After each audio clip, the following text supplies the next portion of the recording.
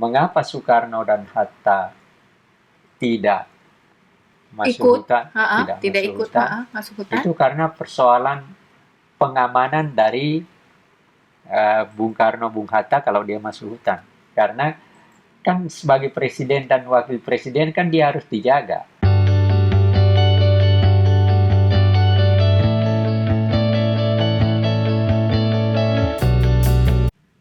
Assalamualaikum warahmatullahi wabarakatuh. Berjumpa kembali di YouTube channel Anhar Gonggong bersama saya Nian Anhar dan juga Ayah.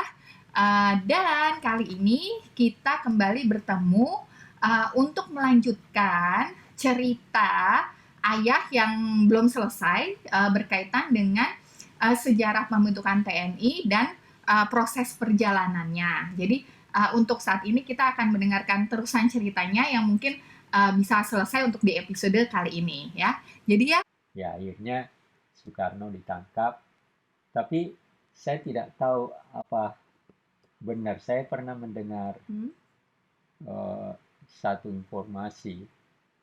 Sebenarnya ketika mengapa Soekarno dan Hatta tidak masuk ikut, hutan, tidak ikut masuk hutan. itu karena persoalan pengamanan dari Bung Karno, Bung Hatta kalau dia masuk hutan. Karena kan sebagai presiden dan wakil presiden kan dia harus dijaga, Iya. ya kan? Dan untuk menjaga dia itu perlu tentara yang banyak, paling sedikit 1 batalion. Dan kita tidak punya 1 batalion lengkap.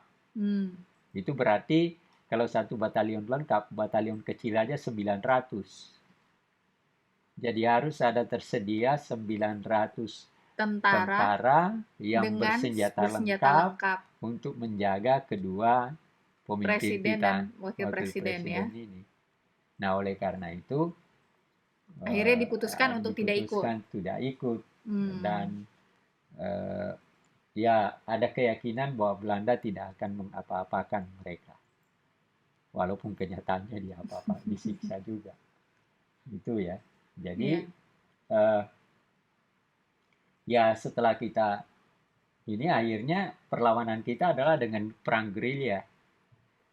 Di sini saling perang gerilya dengan Panglima Besar Sudirman ya, Pak Dirman ya. Iya, jadi iya Pak Dirman yang memimpin. Jadi di sini Salim Said memberikan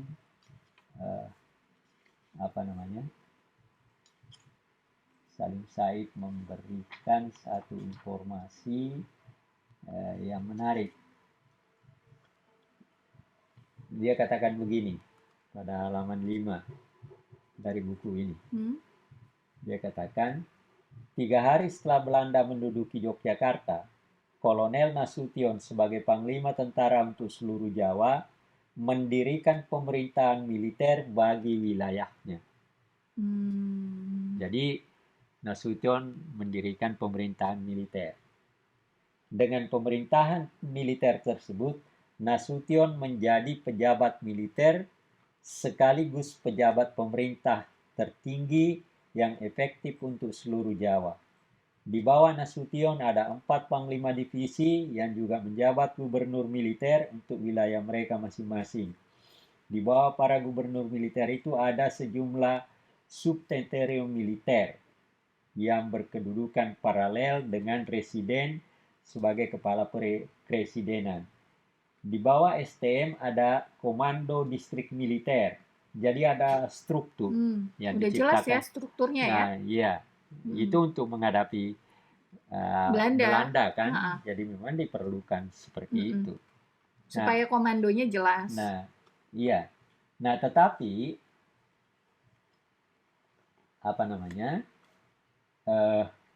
Belanda justru keliru di dalam melakukan agresi dalam arti kata untuk mencapai tujuannya.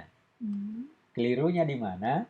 Justru dengan agresi keduanya ini, Belanda dikutuk oleh negara-negara lain, termasuk Amerika, termasuk di PBB. Nah, jadi propagandanya mengatakan bahwa dengan ini maka tentara Indonesia sudah tidak punya kekuatan pemerintah republik sudah tidak ada.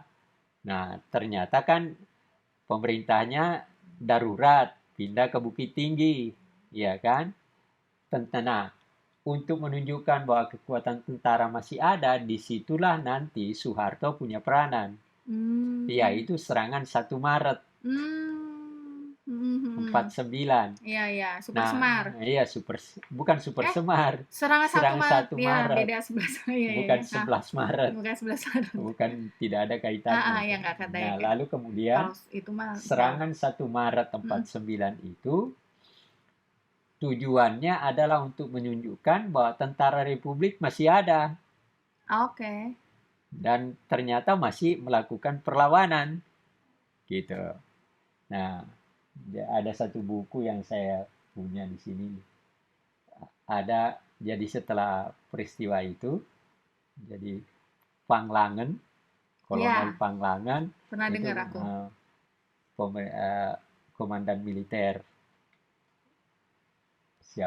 Belanda di Semarang datang ke Jogja setelah ada perdamaian, lalu dia jabat tangan dengan Soeharto, lalu buku itu dia mengatakan, oh ini tuh yang namanya Soeharto yang melakukan serangan 1 Maret. 1 Maret. Serangan Fajar kan ya? Mengapa dia begitu? Dia menganggap bahwa apa yang dilakukan serangan 1 Maret oleh Soeharto itu adalah sesuatu yang tidak mungkin dilakukan. Karena masa dilakukan pada pagi hari? Iya, Fajar kan? Fajar, serangan Fajar. Jadi dalam konsep Belanda itu tidak mungkin dilakukan. Tapi ini kok dilakukan gitu, walaupun hanya 6 jam diduduki. Ya, jadi hal-hal seperti itu. Ya. Nah, dikutuklah Belanda, ya, dengan sendirinya. Lalu kemudian, ya singkatnya Belanda akhirnya walaupun menangkap Soekarno lewat berbagai persoalan dan sebagainya, akhirnya ada Van Rooyen, Van Rooyen, perundingan Roem ini Rooyen. nanti Roem Rooyen inilah nanti yang membawa kesepakatan Roem dan Rooyen melakukan kesepakatan nanti yang membawa ke Konferensi Meja Bundar. Konferensi Meja Bundar itulah nanti yang mengakhiri, tetapi kita juga jadi ada 2 waktu itu dalam rangka penciptaan kekuasaannya Belanda, kan dibentuk negara-negara bagian untuk menjadi negara serikat. Maka kemudian perundingan dilakukan dengan Konferensi Meja Bundar, tapi sebelumnya ada perundingan antara kekuatan federal Indonesia FDO, lalu kemudian dengan Indonesia akhirnya sepakat sama-sama ke Konferensi Meja Bundar. Itulah yang akan yang menyebabkan kita sebenarnya, tapi Konferensi Meja Bundar itu juga sebuah strategi bahwa dengan berunding, dengan memberikan pengakuan kedaulatan itu, Belanda sudah tidak akan punya hak lagi terhadap kita Indonesia. Dan tidak bisa dikembalikan. Jadi bersifat permanen pengakuan kedaulatan itu, walaupun nama kita adalah RIS, Republik Indonesia Serikat. Tapi ada persoalan yang menyebabkan kita lagi tetap berselisih dengan Belanda, yaitu persoalan Irian Barat. Dikatakan dalam Konferensi Meja Bundar itu bahwa penyelesaian Irian Barat akan dibicarakan 1 tahun setelah konferensi ini. Jadi tahun 50 Desember seharusnya dibicarakan kembali tentang Irian Barat, Irian Barat. Tapi ternyata juga tidak sampai terakhir, dan itulah yang menyebabkan nanti juga salah satu faktor akhirnya RIS pada tahun 15 Agustus RIS hilang, dan kita kembali menjadi negara kesatuan Kesatuan Republik Republik Indonesia. 17 Agustus 50 kita kembali merayakan hari kemerdekaan Kemerdekaan. kita pada tanggal 17 Agustus, bukan tanggal 27 Desember 49 Nah, gitu. Jadi walaupun secara internasional memang tentu saja yang diakui juga adalah yang 17 kan. bukan 27 Desember. 27 Desember karena Hmm, itu kan kesepakatan yang dia didapat dari tapi apa? akhirnya kita kan tidak mau. Hmm. Jadi banyak negara yang terus terang mungkin masih mengakui kedaulatan kita tanggal 27 Desember 19. Karena itu hasil pertemuan resmi Ya, ya, dan ini juga oleh KTN, oleh PBB dan sebagainya. Nah, tetapi itu bukan persoalan yang jelas. Tanggal 17 Agustus kita merayakan kemerdekaan kita yang kelima pada tanggal 17 Agustus 1950 ya. Gitu.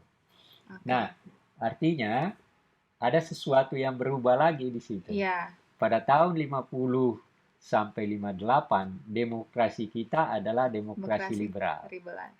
Nah, di situ kalau dalam tatanan pemerintahan yang liberal, demokrasi liberal, tentara itu tidak boleh ikut dalam pemerintahan sipil. Nah, disitulah persoalan-persoalan terjadi. Nah, ada berbagai hal. Di samping ada persoalan, misalnya sejak 7 Agustus 49, Kartosuwiryo membentuk Negara Islam Indonesia dengan tentaranya,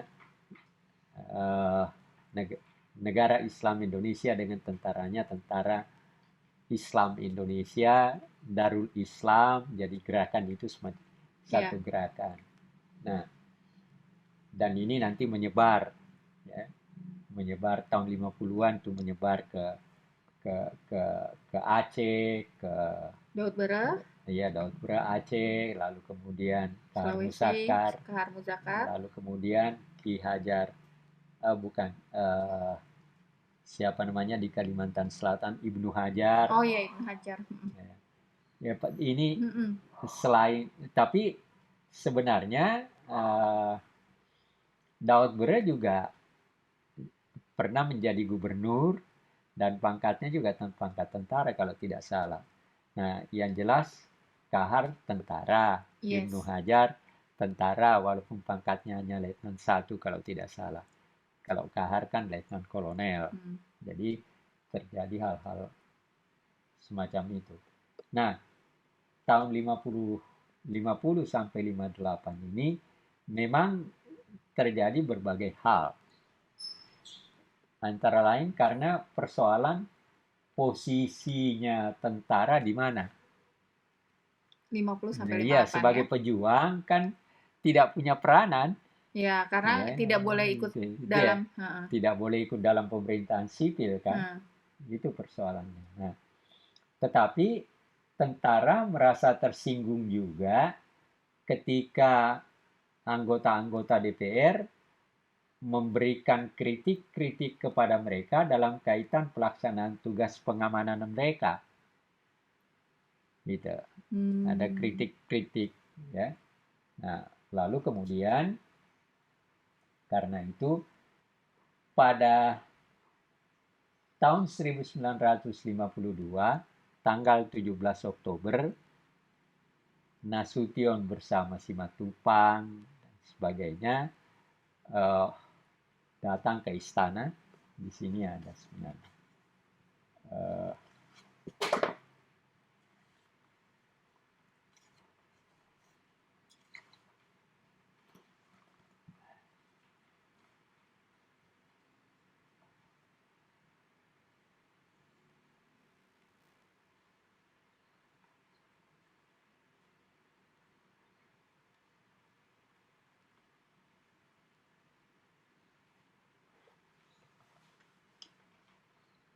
Serangan Belanda segala macam ini, ya, yang tadi saya ceritakan.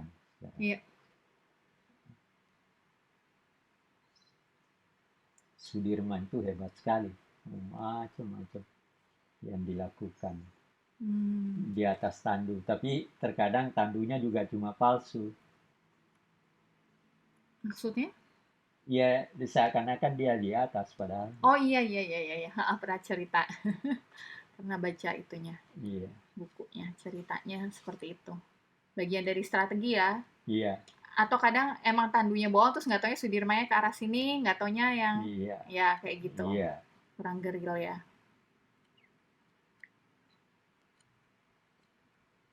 Jadi Hmm? peristiwa 17 Oktober itu 1952, ha, 52 itu itu peristiwa adalah peristiwa di mana eh, tentara ya. termasuk Nasution sebagai Kasat, Simatupang sebagai kepala staf angkatan perang itu meminta datang ke istana dengan Mm-mm. membawa tank.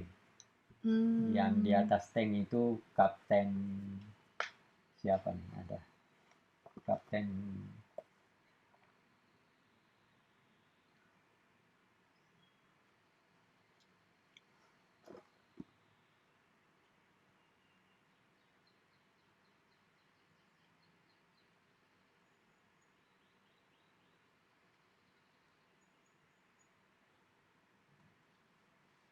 uh, Kemal Idris.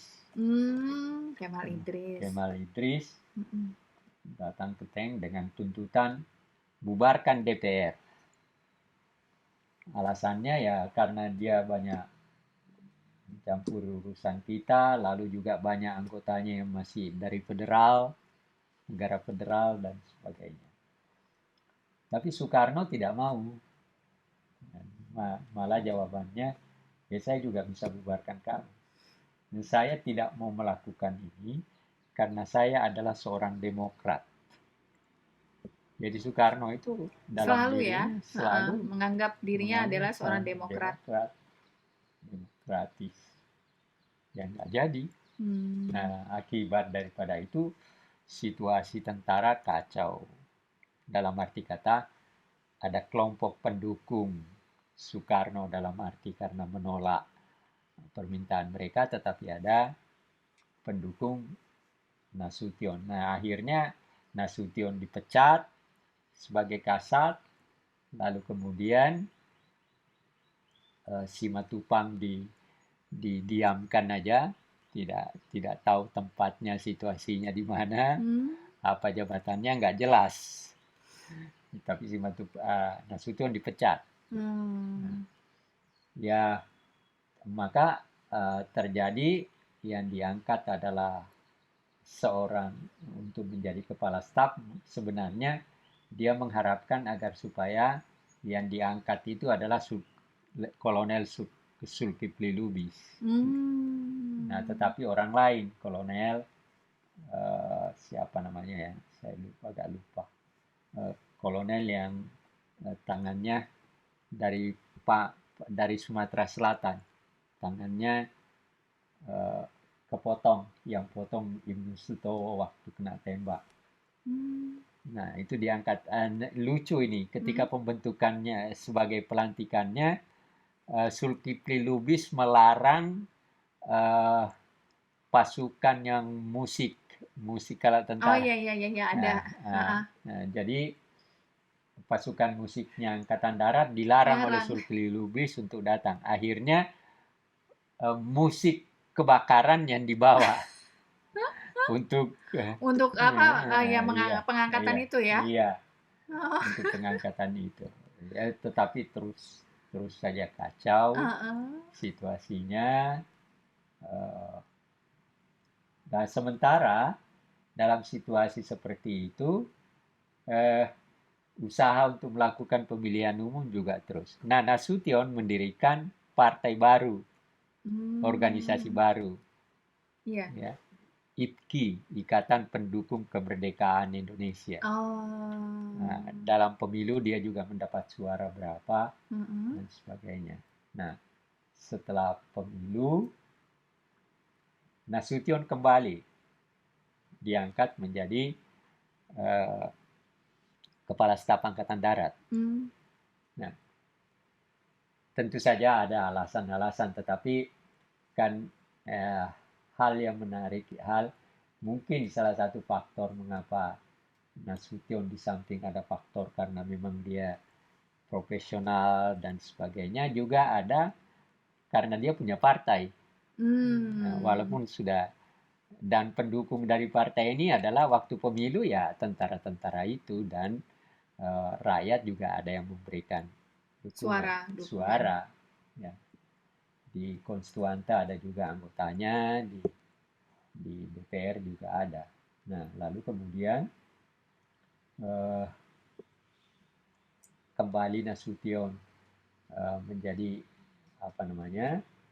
menjadi kepala staf, tetap aja terjadi kekacauan. Nah, dalam batas tertentu juga ternyata Wakil Presiden Hatta tidak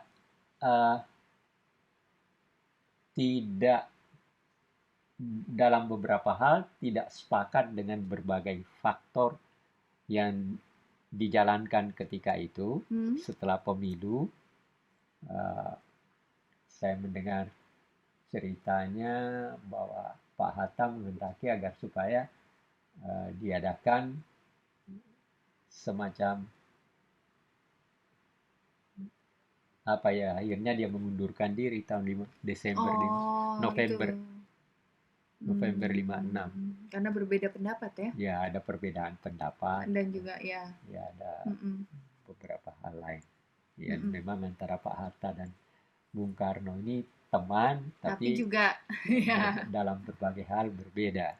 Ya, akhirnya Bung Hatta mengundurkan diri ya? Mengundurkan diri, tapi saya membaca ada bukunya juga dia melakukan kritik tentang partai-partai, juga korupsi berjalan dan sebagainya. Jadi tetap melakukan kritik-kritik ya? Iya.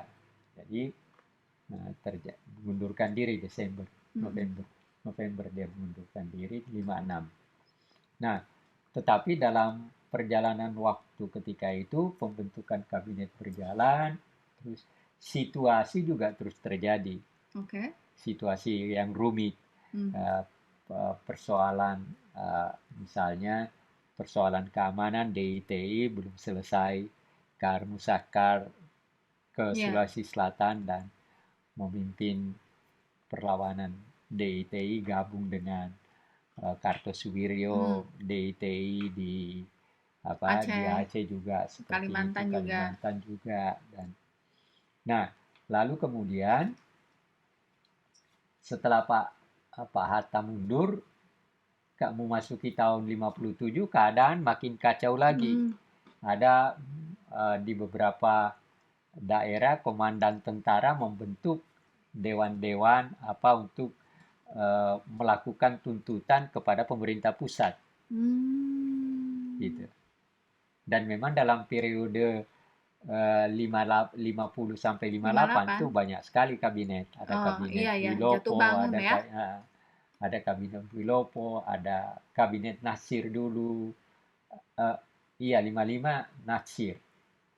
Lalu kemudian lagi Sukiman, dan di sini ada juga faktor ke situasi di mana ada kaitannya dengan PKI. Misalnya Sukiman pernah tanda kutip mengejar-ngejar PKI dan sebagainya sampai dengan jadi ada situasi yang sangat pelik ketika itu, yang ini semua terjadi. 55 walaupun kita sudah melakukan pemilu, tapi yang mendapat suara terbanyak kan PNI, Masyumi 57 kursi, NU 45 kursi, PKI 39 kursi. Inilah. Nah, tetapi dari 55 sampai dengan 58, jadi sekitar 3 tahun itu selalu ada pembentukan kabinet. Tapi tidak pernah ada formatur kabinet yang mengajak PKI. Tidak pernah. Itu juga satu persoalan. Nah, malah kalau tidak salah dalam bukunya Ali Sastroamidjojo yang berjudul Tonggak-Tonggak di Perjalananku, diedit oleh Gunawan Muhammad, dan itu adalah biografi yang terbaik yang Pernah pernah dibaca ya, saya baca. pernah baca. Oke. Ada bagian dia katakan begini. Jadi ketika dia ditunjuk sebagai formatur kabinet, dia datangi berbagai partai, diajak berunding. Ya tentu saja datangi Masyumi mau, NU mau, dan seterusnya. Lalu dia datang ke istana setelah menyusun susunannya. Lalu dia sampaikan susunan ini kepada Pak Bung Karno. Ke istana dia untuk dilantik. Terus Bung Karno baca. Nah, dalam buku itu, buku Tonggak-Tonggak di Perjalanan itu, dia ceritakan setelah Bung Karno baca, terus dia balik ke calon Perdana Menteri formatur kabinetnya, Ali Sastroamidjojo. Dia katakan begini, Bung Ali, Anda ini tidak jujur sama PKI. Kok nggak ada di sini? Dia kan punya anggota suara juga, ya? suara juga, anggota juga. Nah, Pak Ali ngomong, ya nggak mungkin lah saya masukkan PKI lah. Jangankan Masyumi sama NU, PNI aja nolak. Nah, lalu Pak Hatta, Bung Karno katakan, oke, kalau gitu hari ini jangan dulu dilantik.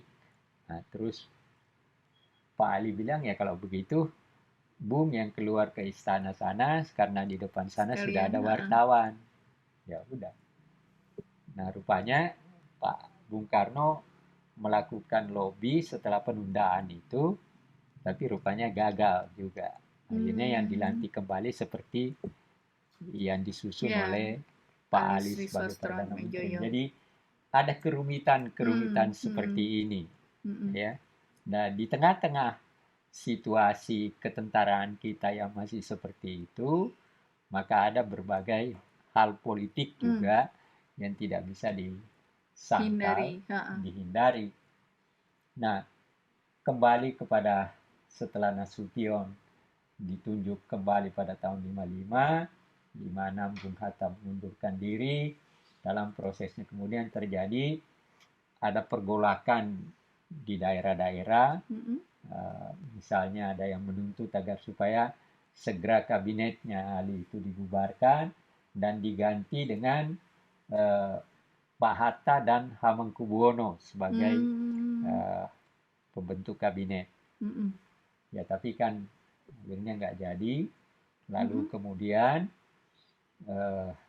komandan-komandan militer ini sepakat, lalu mereka rapat di Sumatera Barat, di Sungai Dareh, datang. Tapi sebelumnya lebih dulu ada gerakan yang disebut gerakan Permesta. Oh ya, PRRI Permesta. Beda ya? PRRI itu belakangan. Yang pertama kali terbentuk itu adalah Permesta. Maka mestinya harusnya Permesta baru PRRI. Ya, suka ngomong juga. Jadi Sumual, konseptornya Saleh Lahade, mayor. Lalu kemudian ikut semua tanda tangan, termasuk Yusuf dulu. Yusuf? Yusuf itu masih mayor waktu itu. Masih mayor dia.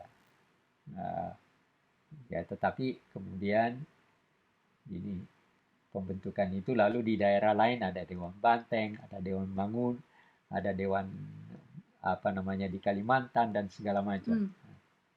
Nah, mereka menuntut agar supaya kabinetnya dibubarkan dan Pak Hatta dan Hamengkubuwono dijadikan memimpin pemerintahan.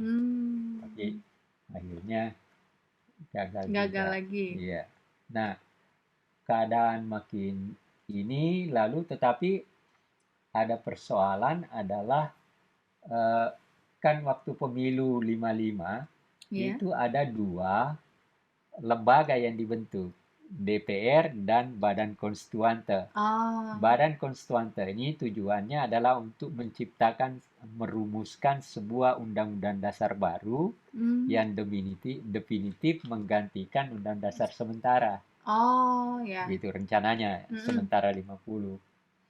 Nah, tetapi keadaan makin kacau, ya. Ada rencana pembunuhan terhadap Bung Karno dan sebagainya. Lalu kemudian Bung Karno mengeluarkan pertama suatu ide yang dikenal dengan konsepsi presiden. Konsepsi. Membentuk Dewan Nasional dan membentuk kabinet gotong royong. Ya, tapi nggak jadi juga, ditolak oleh partai-partai. Jadi Bung Karno meminta kepada pemimpin-pemimpin partai untuk memberikan tanggapannya. Lalu mereka datang ke istana. Yang pertama menolak itu Kasimo. Oh, Ije Kasimo. Dia sebagai ketua, dia katakan ya kalau konsepsi presiden diterima ini akan menjadi troika kayak di Uni Soviet. Troska. Ya. Ya, lalu kemudian Masyumi menolak. Kemudian PSI juga menolak dan sebagainya.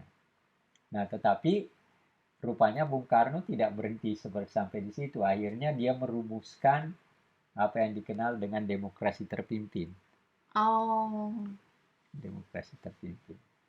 Nah, sementara itu Nasution berpidato di depan ANN kalau tidak salah. Itu dia mengajukan konsep jalan tengah. Yang dimaksudkannya adalah bagaimana peranan tentara. Jadi ditempuh jalan tengah. Nah, ini nanti yang diolah menjadi dewi fungsi. Jadi pikiran dewi fungsi itu awalnya dari Nasution. Jadi Nasution tetap memberikan peranan tertentu kepada tentara tetapi terbatas. Ya, hanya pada hal-hal tertentu dia dapat memasuki ruang itu. Nah, ini nanti yang oleh Soeharto berubah, justru difungsikan. Difungsi ABRI ya. Jadi ada persoalan seperti itu. Oke.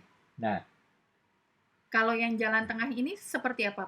Iya, dia ada ruang di mana tentara bisa, tetapi hanya secara sangat terbatas. Ruang untuk berada tentara dalam pemerintahan. Dalam pemerintahan, oke. Jadi ada ruang itu. Iya. Tapi Nasution ada pergolakan semacam itu.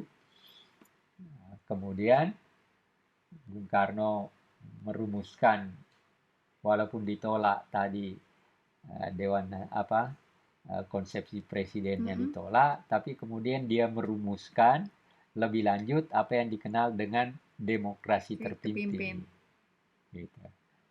Nah, setelah terjadi ini maka kemudian dia minta, karena daripada sampai seberapa jauh sih idenya ini bisa diterima atau tidak, akhirnya dia minta, karena waktu itu Perdana Menterinya adalah Juanda. Oh ya. Juanda. Nah, lalu dia minta Juanda membicarakan ini di kabinet demokrasi terpimpin ini. Ternyata kabinet menerima sistem demokrasi terpimpin menggantikan demokrasi liberal. Gitu. Nah, persoalan yang terjadi adalah belum punya undang-undangnya. Belum punya, ada undang-undang dasarnya, lewat mana? Undang-undang dasar mana yang dipakai? Ya, singkatnya akhirnya dikatakan bahwa oke, apalagi setelah kan ada tahapnya. Jadi setelah dibicarakan kabinet menerima, tapi kan ada yang lebih berhak untuk itu, yaitu Badan Konstituante. Tapi Badan Konstituante belum bisa merumuskan sebuah undang-undang dasar karena berkelahi persoalan dasar negara. Satu menuntut Satu Pancasila, satu lagi. menuntut Piagam Jakarta. Tidak Oke. ketemu. Ya. Tapi walaupun begitu, presiden tetap diminta untuk menyampaikan dorongan kepada Badan Konstituante untuk menerima Undang-Undang Dasar 45 sebagai Undang-Undang Dasar Negara. Karena Badan Konstituante belum bisa ya. Tapi kemudian Badan Konstituante melakukan voting, 3 kali melakukan voting, nggak ada yang nggak bisa memenuhi persyaratan karena persyaratannya 2/3 tambah 1.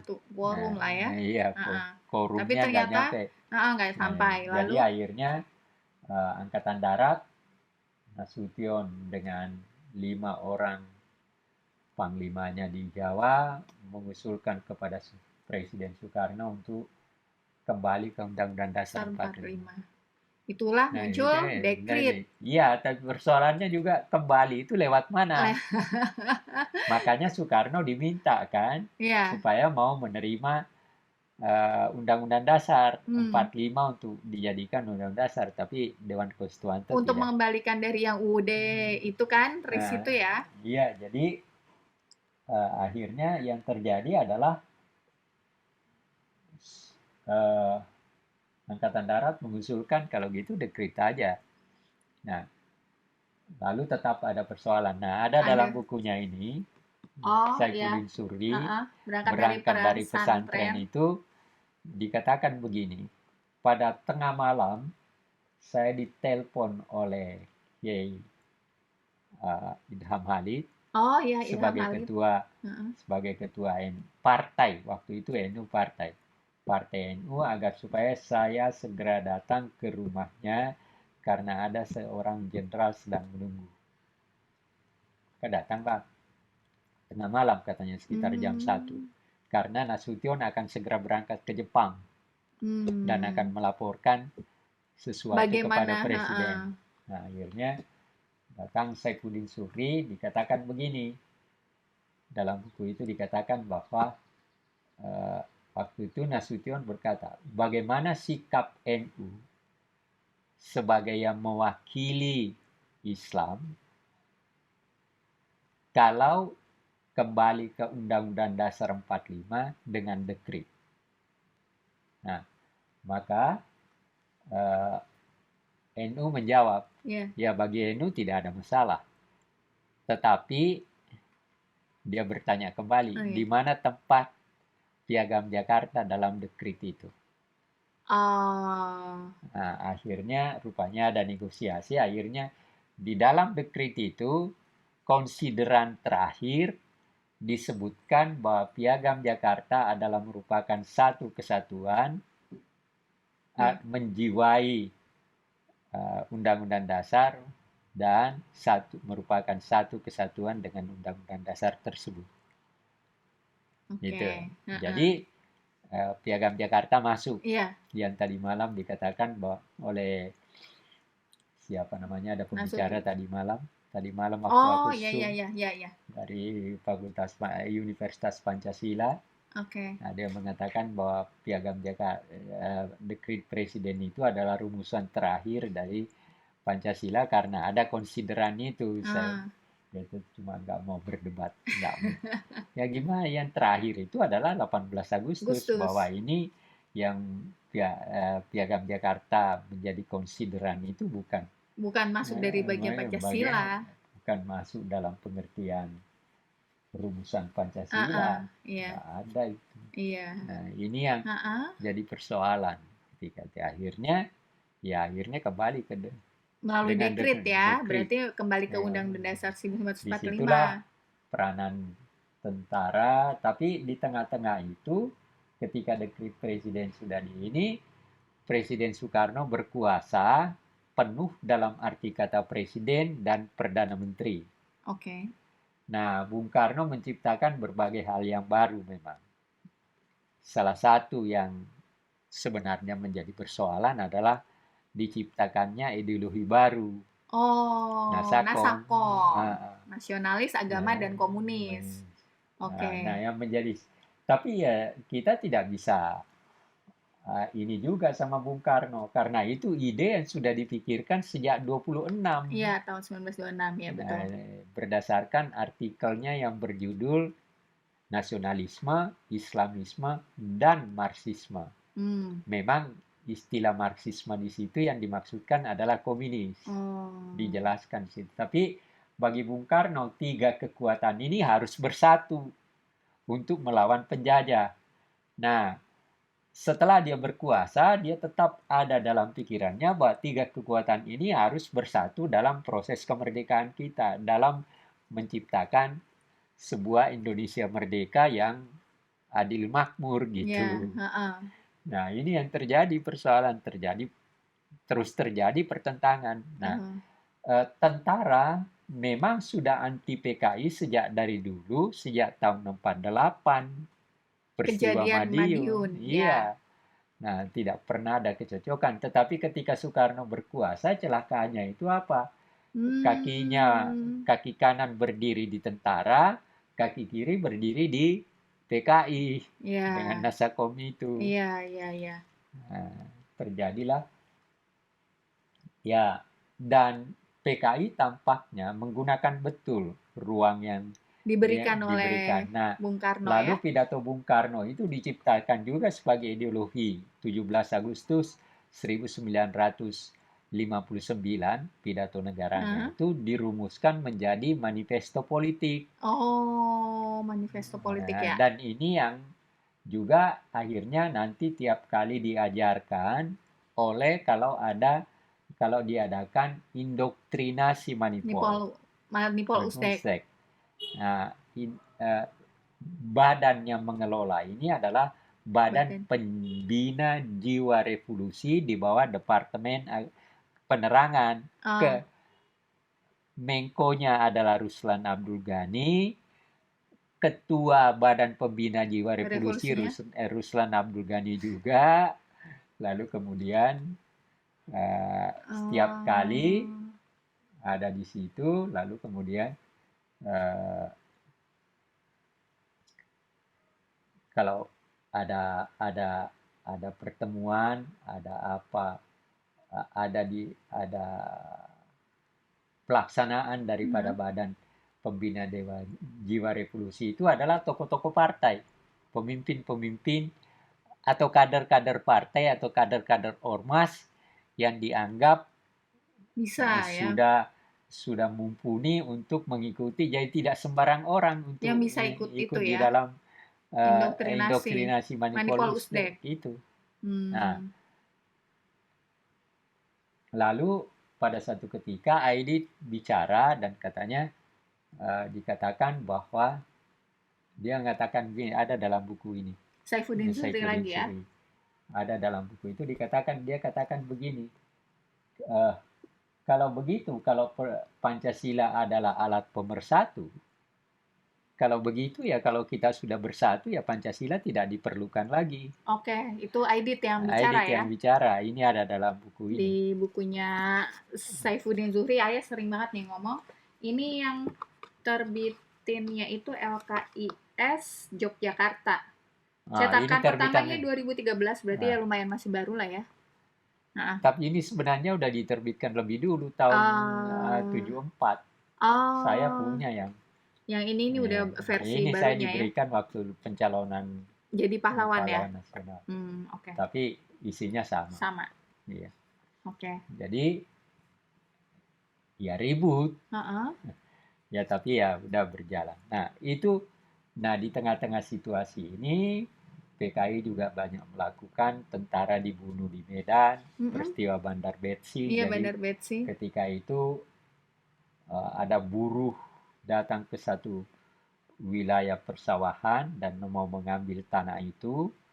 Nah, ada seorang letnan 1 datang mau mendamaikan, mau menyelesaikan persoalan. Nah, justru dibunuh. Letnan 1-nya itu ya? Letnan 1-nya itu yang dibunuh.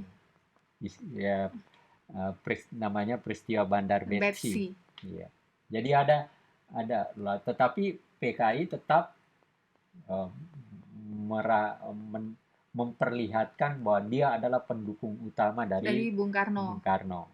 ada istilah jor-joran, Manipolis deh, ya manipolis, manipolis ya. jor-joran, manipolis dan sebagainya. Dia nuntut supaya HMI dibubarkan. Di sini juga ada dalam bukunya Saifuddin Supri, bagaimana dia berdialog dengan Bung Karno ketika Bung Karno merencanakan membubarkan HMI. Ada di Iya, sini. iya, iya. Dan akhirnya nadanya ya kalau Bung Karno tetap mau membubarkan HMI, ya kita sampai di sini aja. Iya. Kaget juga Bung Karno, akhirnya nggak jadi. Akhirnya dia salami Saifuddin Supri, saya nggak jadi bubarkan. Waktu itu Menteri Agama ya? Menteri Agama. Iya. Jadi ada dalam buku ini, menarik, memberi gambaran yang lumayan baik. Nah, itulah ya dalam proses inilah kita lihat perjalanan TNI. Iya. Begitu setiap periode tahun pergerakan dalam revolusi pembentukan 45, 49 membentuk dirinya sendiri menghadapi Belanda, serangan yang harus dia hadapi, Panglima Sudirman harus bergerilya, ditandu dan sebagainya. Keunikannya dipilih, Panglima besar dipilih, dan sebagainya, kan itu hal yang perlu kita ketahui sebagai hal-hal yang khas dari proses pembentukan TNI ya. Lalu peranannya di tengah-tengah situasi yang masih kita belum menemukan satu situasi selama 8 tahun itu kita mencari demokrasi, lalu kemudian lewat lagi ketemu demokrasi terpimpin, segala macam demokrasi Pak Harto. Nah, setelah itu maka akhirnya kacau keadaan, PKI ini akhirnya menciptakan isu Dewan Jenderal segala macam yang seperti itu, akhirnya terjadi peristiwa G30 PKI. Nah, siapa yang mengatakan bahwa yang melakukan PKI ini adalah Pak Harto? Karena tahu untung ya. Untung itu adalah anak buahnya, dan dia tahu bahwa dia adalah dibina PKI. Nah, jadi Pak Harto singkatnya akhirnya berproses naik menjadi presiden. Nah, dalam proses itulah dia merumuskan ide Dewi Fungsi ABRI. Nah, kenapa? Karena dalam pikirannya Pak Harto itu adalah kita harus menciptakan keamanan dalam proses pembangunan. Pembangunan tidak mungkin jalan kalau terjadi kekacauan atau pertentangan politik atau ya peperangan lah ya, kecil. Jadi pokoknya Pak Harto melaksanakan pembangunan dan harus ada situasi yang kondusif untuk mendukung pelaksanaan pembangunan itu. Oleh karena itu harus ada. Nah, dalam kerangka itu maka yang dipakailah tentara agar supaya pelaksanaan pembangunan tetap jalan, keamanan bisa diciptakan, sehingga tentara-tentara dalam arti Dewi Fungsi ABRI dimasukkan ke dalam departemen-departemen, menjadi dirjen, bahkan sampai direktur, irjen, terutama irjen dan sekjen itu selalu dipegang oleh mereka. Nah, ini Pak Harto lah yang mengatur itu semua. Nah, tetapi ini kan sistem pemerintahan Pak Harto berjalan dengan otoriter juga akhirnya. Sejak dari, ya boleh dikatakan sejak tahun 84 lah ya, ayah selalu bilang. Sekitar itu. Berkembang, anaknya tuh tampil, akhirnya berkembang seperti itu. Nah, tapi kan walaupun berkuasa selama 32 tahun, kan tetap ada kritik-kritik tertentu, dan akhirnya kan sampai kepada kejatuhan dia. Maka kembali seperti sekarang. Jadi ya kita lihat apa yang kita terangkan di sini itu memperlihatkan bagaimana posisi TNI dalam berbagai situasi yang dihadapi. Sebenarnya itu yang penting. Bagaimana solusi bisa ditemukan, karena ada juga Bung Karno misalnya ketika demokrasi terpimpin, dia sedikit ragu sama Nasution, akhirnya Nasution diganti Iya. ke Yani, Heeh. ya kan? Kemudian Pak Bung Karno jatuh, Pak Pak Harto Harto naik, naik, nggak berapa Nasution lama ketua MPR, dia mengangkat Pak Harto. tapi kemudian akhirnya dia yang disingkirkan. Iya. Jadi ada kondisi-kondisi seperti itu juga yang Iya. harus diketahui juga. Jadi lalu selama pemerintahan Pak Harto juga ada petisi 50. Oh ya. Iya kan? Iya. Ada petisi 50, ya tokohnya tentara, Nasution Tentara. di situ Iya. ada, Ali Sadikin di situ ada, Iya. eh, apa namanya? Aziz Saleh ada di situ, bekas menteri semua itu yang menjadi oposisi terhadap Pak Harto. Tetapi oposisi ini tidak bisa berbuat apa-apa juga. Ya, Soeharto terlalu kuat. Lalu satu ketika saya pernah dengar cerita bahwa ketika mantan Perdana Menteri Natsir sudah bebas, dia berusaha mendekat, tapi dia datang pada satu ketika, kalau tidak salah hari Lebaran, datang ke Pak Harto ke istana. Pak Harto cuma salaman, sudah itu diabaikan. Lalu Natsir katakan, ini terus pulang aja. Jadi enggak. Memang Pak Harto ketika Partai Muslimin mau didirikan, Iya. itu yang mau duduk kan orang partai yang mengambil inisiatif adalah bekas Masyumi yang ya. dicalonkan dari Malang itu. Yang dicalonkan sebenarnya adalah menjadi ketuanya adalah Muhammad Rum. Tapi Pak Harto nggak terima. Iya. Gitu. Jadi ceritanya seperti itu. Memang Pak Harto tanda kutip alergi juga pada jadi ada persoalan-persoalan seperti itu. Ya, tapi ya akhirnya Pak Harto berkuasa. Ada kritik-kritik ya, terakhir ya ada situasi tahun 97 dia tidak bisa apa-apa karena ternyata moneter kita memang hancur juga. Iya kan? Dan tentara juga pada akhirnya kan tidak juga bisa. Tentara sudah tidak, tentara juga tidak mendukung sepenuhnya lagi. Makanya dia pakai lagi Islam, Ijmi. Iya kan? Jadi ada persoalan-persoalan seperti itulah. Tapi ya semua sudah ya seperti itulah perjalanan. Lalu kemudian ganti, sekarang dewi fungsinya sudah tidak ada, ya kan? Tentara ya kembali. Yang paling awal melakukan reformasi pada dirinya itu dalam reformasi tentara. Dibanding dengan partai, dibanding dengan tentara yang pertama. Dengan menghilangkan dewi fungsi. Iya, itu berarti sudah reformasi besar-besaran ya. Itu. Jadi berarti artinya ya tentara sudah tidak ada lagi di apa? Ada di pemerintahan, tetapi berdaya. Dia misalnya kalau mau jadi bupati ya harus lepaskan. Lepas ya, iya, gitu. Kan? Jadi ada seperti itu. Nah, inilah bagaimana situasi yang terjadi walaupun orang mengatakan sekarang masih ada. Tapi ya formal dan faktual sudah tidak. Sudah tidak, ya. Iya.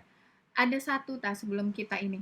Kan kalau yang aku paham juga gitu ya, ternyata di masanya Pak Harto itu kemudian tentara juga mulai berbisnis atau gimana? Enggak, tentara itu sudah berbisnis.